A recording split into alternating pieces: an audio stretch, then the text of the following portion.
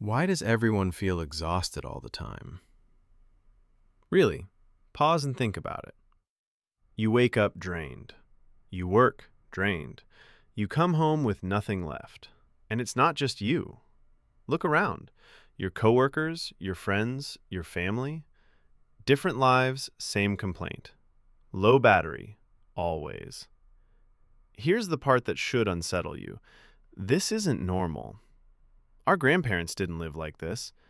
They worked hard, physically hard, manual labor, long days, and still they came home with life in them. Energy for conversation, energy for their children, energy for love. So what changed? Stimulus. Endless stimulus. You wake up and the first thing you touch is your phone. 20 notifications, 50 emails, 100 messages. Before you even brush your teeth, your brain has already processed more information than your grandparents did in an entire week. Then work begins. Zoom meetings, Slack notifications, emails piling up, your phone vibrating nonstop. You're not doing one thing at a time. You're doing 10 simultaneously. And your brain is screaming, "Stop, I can't handle this anymore." But you don't stop, because stopping feels like failure. Stopping feels unproductive. So you keep going, and going, and going, until you collapse. Then comes the cruel part. You go to the doctor, blood tests, thyroid, vitamins. Everything looks fine. The doctor smiles and says, "You're healthy. It's just stress. Try to rest." But how do you rest when your mind won't shut off? How do you relax when even on the couch you're scrolling endlessly? How do you recover when your rest is just more stimulation? The truth is simple and uncomfortable. You've forgotten how to rest. And the worst part? You don't even realize that's the problem. While the modern world drifts toward an energy collapse, while burnout becomes an epidemic, while people rely on medication to calm down or caffeine just to function, there is a place where it was different. An ancient culture. Not because they work less, they don't. In fact, they have a word for death from overwork. Burnout collapse. But they also preserved something modern society has lost. Ancient systems of energy restoration. Practices refined over centuries, used by warriors, and only now, modern neuroscience is catching up and confirming their power. That culture isn't perfect, and even many people there don't live by these principles anymore. But those who do, they operate with a level of energy most people can't imagine. There are 3 concepts, 3 practices, simple but transformative. If applied, they can completely change your relationship with energy. The first is deep stillness, the art of active stillness. This is not meditation, it's not sleep. It's deeper. It's giving your brain what it desperately needs and almost never receives: true silence. Research suggests just a few minutes of deep stillness a day activates the brain's default mode network, its internal cleaning system. Mental fatigue drops, clarity returns. The second is nature presence. Nature presence. Not hiking, not exercise, just being present in nature. Deliberately. Studies show that a couple of hours in a forest lowers cortisol, strengthens immunity, and restores attention damaged by constant screen exposure. It is, quite literally, a remedy for stimulus overload. The third is rest, reset. The art of strategic napping. Short naps, a short window of time, no deep sleep, just enough to reset the system. Science backs this too. Power naps dramatically increase alertness, enhance memory, and unlock creativity. 3 concepts, 3 ancestral disciplines, mastered by ancient culture warriors, and capable of saving you from modern burnout. But before I show you exactly how to apply this to your life, let me tell you about someone who was exactly where you might be right now. He was a man in his mid-30s, successful on the outside, exhausted on the inside. Married, successful, and completely empty. He had everything. except energy. No energy to work properly, no energy to train, no energy to date his own wife. And the cruelest part? He didn't even know his problem had a solution. Not until the day he sat across from an ancient culture doctor. A conversation that taught him exactly what you're about to learn. A moment that changed his life completely. But before I tell you that story, if you feel like you're living on autopilot, if you're always tired without knowing why, if effort drains you before the day even begins, stay with me. Because what you're about to discover may change how you see exhaustion, rest, and energy itself. Now come with me. This is where the story begins. Chapter 1. The Life of Ethan. Ethan woke up every day with the same weight pressing on his chest. That heavy feeling. You know when you sleep 8 hours and it still feels like you slept 2? That was his reality, every single day. He opened his eyes, reached for his phone, and it started. Instagram, emails, messages. Before he even left the bed, he had already processed 50 notifications, and his brain was already exhausted. He didn't notice it, because it felt normal. Ethan was a systems analyst. His days were spent in front of a screen, and on paper, his routine looked healthy. I slept enough. I ate reasonably well. I even tried to train. But training felt like punishment. He had to drag himself to the gym. And once he got there, every set felt impossible. Not because his body was weak, because his mind was empty. The strength was there, the will was not. It felt like carrying 50 kilos of invisible weight on his back, everywhere, all the time. And work? By 10 in the morning, his mind was already spent. That made no sense. The day had barely begun. And that's when the cycle kicked in. Coffee, more coffee, an energy drink at 3, another coffee at 5. He kept working, but he wasn't alive. He was functioning, like a machine, autopilot on. What hurt the most wasn't work, not even the gym. It was Emily, his wife, the love of his life. 8 years together, 2 years trying for a child. But how do you build a future when you barely have the energy to be present? Days passed, sometimes weeks. Nothing happened. It wasn't a lack of desire. Emily was beautiful. He loved her deeply. But when he came home, she was there, smiling, cooking, trying to talk. And he responded with fragments. Yes. Later. Then straight to the couch, phone in hand, scrolling. Instagram, Twitter, YouTube. None of it interested him. But it didn't demand anything either. And the woman who knew him best noticed. She watched her husband drift away, fade slowly. She tried to approach it gently. Love, are you sleeping okay?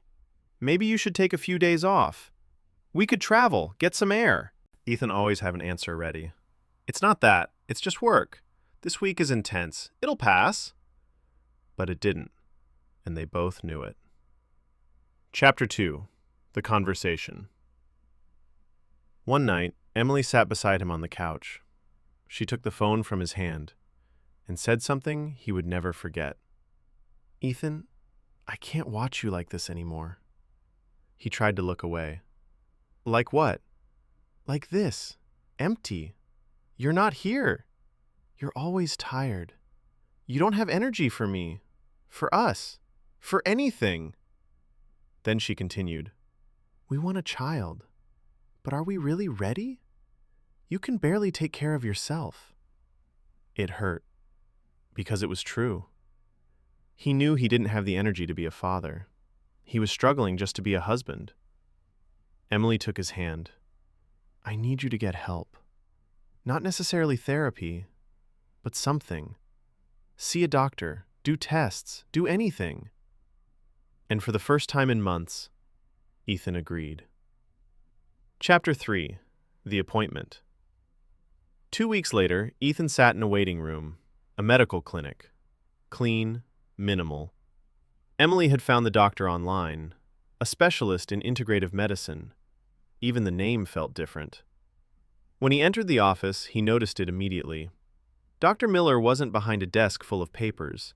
She sat quietly in a chair, tea in her hands, an ancient culture presence, gray hair neatly tied back, perfect posture. She smiled. "Sit down, Ethan. Would you like some tea?" He accepted, awkwardly. They talked for a few minutes. No symptoms, no complaints, just life, work, routine. Then she asked, "When was the last time you felt truly rested?" He thought, and realized he couldn't remember. "It's been years." She nodded, as if she already knew. "You've done blood tests, right? Thyroid? Vitamins?" "Yes, all normal." She leaned forward. "Then let me ask you something else. When was the last time you did absolutely nothing?" Ethan frowned. "Nothing?" "No phone, no TV, no music, just you and silence." He laughed, uncomfortable. "Never." She smiled gently. "Exactly. And that's where the problem begins." Chapter 4. The Revelation. Dr. Miller stood up, walked to a bookshelf. She pulled out an old book. "Ethan, have you heard of the samurai?" "Sure, ancient warriors." "Yes, but they were more than fighters. They were masters of energy." She opened the book to a marked page. They had to be ready at any moment, to fight, to decide, to lead. Yet they weren't constantly exhausted. She looked at him. "Do you know why?" Ethan shook his head. "Because they understood something the modern world forgot." She sat back down. "Energy is not forced. Energy is cultivated." They lived by 3 fundamental practices. Practices that kept them strong, alert, alive. And only now, she said calmly, science is starting to understand why. Ethan was fully present now. She continued, "The first is deep stillness, active stillness. The second is nature presence, nature presence. And the third is rest, reset, strategic napping." She smiled softly. "And I'm going to teach you all 3. Because many people find they don't need medication, Ethan. You need to relearn how your brain actually works." Chapter 5. The 3 Concepts. "Let's start with deep stillness," Miller said. "Do you know the biggest energy thief in your life?" Ethan hesitated. "Work?" She shook her head. "Mental noise. Your brain works like a computer. It has processing limits. And every notification, every open thought, every scroll, you're running hundreds of programs at once. And what happens when a computer does that? It overheats. It freezes. Deep stillness is the opposite. It's active stillness, not sleep, not necessarily meditation. It's being fully present, silent, alert, and effortless." She closed the book. "The samurai practiced this before battle. They sat in silence and observed. They observed their breath, the sounds around them, the sensations inside the body. And something remarkable happened. Their brains entered a state called the default mode network, a state where the mind stops chasing external input and begins reorganizing itself from within. It's the brain's internal maintenance system. It's cleaning mode." Ethan leaned forward, absorbed. "And science supports this?" "Completely," Miller replied. "Research shows that just a few minutes of deep stillness a day significantly reduces mental fatigue because you're finally giving your brain what it's been starving for. Rest, but active rest." Miller handed him a piece of paper. "This is your first task," she said. "Every morning, right after you wake up, sit for a few minutes. No phone, no music, nothing. Just you and silence. It will feel uncomfortable at first. It will feel like wasted time. But trust the process." Ethan nodded, folding the paper carefully. Now the second concept, Miller continued, nature presence. Nature presence. Have you ever noticed how you feel after spending time in nature? Ethan thought for a moment. Lighter, he said. Exactly. And it's not psychological, it's physiological. She opened another book. Graphs, data, studies. In an ancient culture, decades ago, the government launched a national nature presence program. Burnout, depression, chronic fatigue were rising. So they asked a simple question. What happens when a person spends a couple of hours in a forest? The results were undeniable. Cortisol, the stress hormone, dropped by 12 to 16%. Blood pressure decreased. The immune system strengthened. Ethan's eyes widened. All from being in the forest? Yes, she said. Just being there. No hiking, no running, no exercise. Presence. The sounds, the scents, the textures. Nature has something the city doesn't. A natural rhythm. Your brain evolved for millions of years in environments like this. It recognizes them as safe. And when the brain feels safe, it relaxes and it recovers. Miller looked at him closely. You live in a big city, Ethan, but are there parks nearby? Yes, he replied. Good. Your second task is simple. Twice a week, 1 hour, in a park. No phone, no headphones, just walking, observing. And if you can find a place with more trees, even better. Ethan wrote everything down. Now the third concept, Miller said, smiling. You're going to like this one. Rest reset. The art of strategic napping.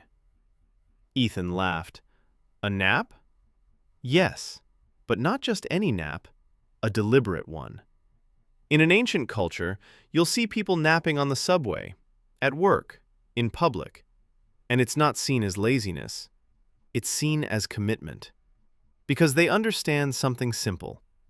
Energy is not endless. It must be restored throughout the day. The samurai knew this too. They practiced something called restful awareness. Short naps. 10 to a brief period. Enough to restore energy without falling into deep sleep. Modern science confirms it. Short naps increase alertness, enhance memory, boost creativity, improve problem solving. But timing matters, she added. If it goes on too long, you drift into deep sleep. Then you wake up worse than before. She glanced at the clock. Your third task, every day after lunch, between 1 and 3 p.m. 15 minutes. Set an alarm. Sit in a comfortable chair. Close your eyes. You don't need to sleep deeply, just rest. Ethan sat back, stunned. 3 concepts. Simple, practical, real. And this really works? He asked. Miller smiled. I wouldn't ask you to do it if it didn't. Try it for a single month. Then tell me what changes. Chapter 6. The Process. The first week. Resistance. Ethan left the clinic carrying hope and doubt. Could something this simple truly change anything? Still, he had promised Emily. And himself. So the next morning, he began. Day 1. Deep stillness. Early in the morning.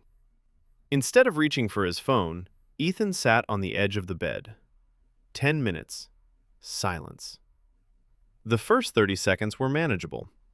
Then the mind attacked. Did that email arrive? I need to answer the client. What time is the meeting? He opened his eyes, looked at his phone, almost grabbed it. Instead, he took a deep breath, closed his eyes again. The longest few minutes of his life. But he finished. Day 3. Nature presence. Saturday. Ethan went to the park near his home, alone. He left his phone in the car. At first, it felt strange. What am I doing? Just walking? Doing nothing? Then the thinking stopped. He noticed the wind in the trees, birds in the distance, the scent of damp grass. He sat on a bench and stayed, just observing. And for the first time in years, something shifted. Not happiness, not excitement, calm, deep, steady, as if something inside him had slowed down. He stayed for an hour, and when he returned to the car, he realized something shocking. He hadn't thought about work once. Day 5. Rest Reset. Monday, early afternoon. Ethan closed the door to his home office, set a 15-minute alarm, sat in the recliner. At first, sleep wouldn't come. The mind kept racing. Then the body softened. Breathing slowed. Weight sank into the chair. The alarm rang. He opened his eyes and felt something unexpected. Renewal. Not perfect rest, but a reset. The afternoon flowed. No 3 p.m. crash, no sudden exhaustion. The second week, subtle change. By the second week, something was different. Ethan kept going. Deep stillness every morning, nature presence twice a week, rest reset every single day. And slowly, quietly, things began to shift. At first, the changes were subtle, almost easy to miss. He stopped reaching for his phone the moment he woke up. That urgent anxiety, I need to check everything, started to fade. Then his sleep changed. Not longer, deeper. He wasn't waking up constantly anymore. His body actually stayed down. His mind followed. Clearer, sharper. Focus came easier. Decisions took less effort. And most importantly, he had energy left over. Energy to talk to Emily when he came home. Energy to cook together. Energy to touch her. And one Thursday night, after weeks of distance, they truly reconnected. Not mechanically. Not distracted. Present. By the third week, the insight. During the third week, something clicked. Ethan was in the park, practicing nature presence, and suddenly, he saw it. He wasn't tired because he lacked sleep. He wasn't tired because of vitamins. He was exhausted because he lived in constant resistance. Resistance to silence, deep stillness. Resistance to nature, nature presence. Resistance to rest, rest, reset. Every day he fought his own brain, forcing focus, forcing productivity, forcing energy. And that fight was draining him dry. Now he was doing the opposite. He was cooperating, giving the brain what it actually needed. Silence, nature, rest. And in return, the brain gave him back energy, focus, clarity. It was simple, obvious, and somehow revolutionary. And this is where science steps in, because this isn't just philosophy, it's neuroscience. When the brain enters periods of true inactivity, the default mode network activates. This is when memories consolidate, emotions are processed, metabolic waste is cleared. That's deep stillness. Studies on nature presence revealed something else. Trees release compounds, natural forest compounds. When you breathe them in, your immune system responds. Natural killer cells increase. The effect lasts for weeks. Nature doesn't just relax you, it supports recovery.